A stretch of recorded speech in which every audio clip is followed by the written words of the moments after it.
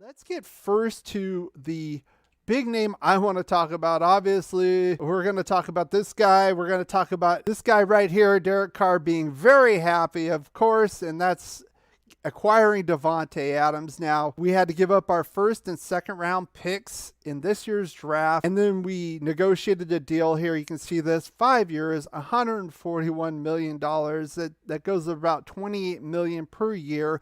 Now, I was talking about that. If you've been on my past live streams, we're looking at free agent options. I was saying Davante was probably going to want about $30 million, but I said we could maybe get him at 27 or 28, given that Nevada does not have a state tax, and I think that's probably what happened. Now, I heard that the Packers offered more. There's a lot of bad blood going on. They never gave him an extension, and then they extended Aaron Rodgers, and he was just kind of fed up. I think he wanted to change anyway. Their loss is our gain. We'll look at this in a minute once I give the grade for this acquisition. This wasn't a free agent signing, obviously. This was a straight trade.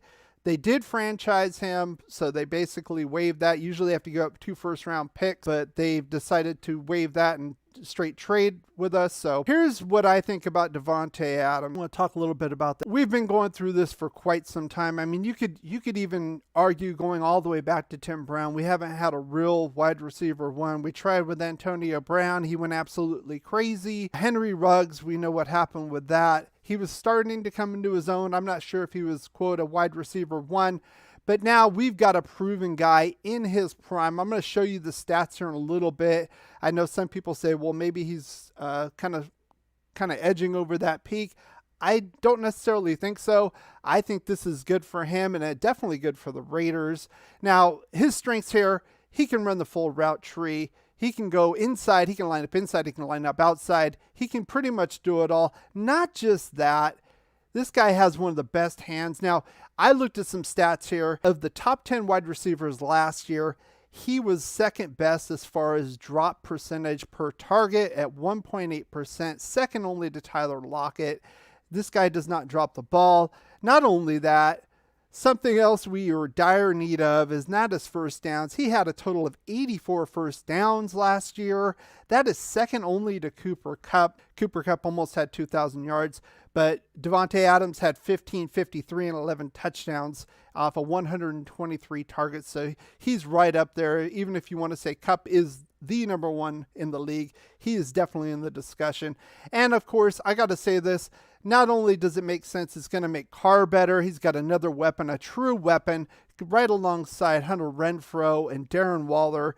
Not only that, this one stat I pulled up, it was the quarterback rating. I don't know how they calculate this. There's a lot of stats I'm going through. It's the quarterback rating when a certain wide receiver is targeted.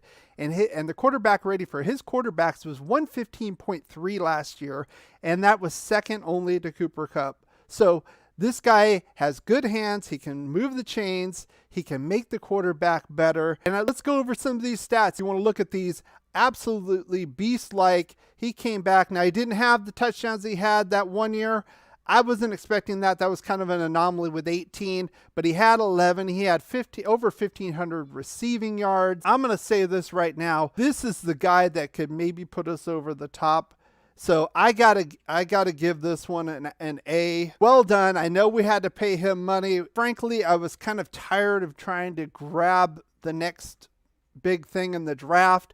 I'm glad we got a marketable commodity. I was looking at Brandon Cooks trying to save some money, but you know what? This is a great option in and of himself, and this is going to be a fun time to watch. And you know what? Maybe the activity in the AFC West helps spur this on, with Matt going to the Chargers and Denver getting Russell Wilson. They kind of upped the ante. So again, Green Bay's loss is definitely our gain. When you have great coaches, then after you have great coaches, you get great players. You have a great organization, and you tell them one thing: just win, baby.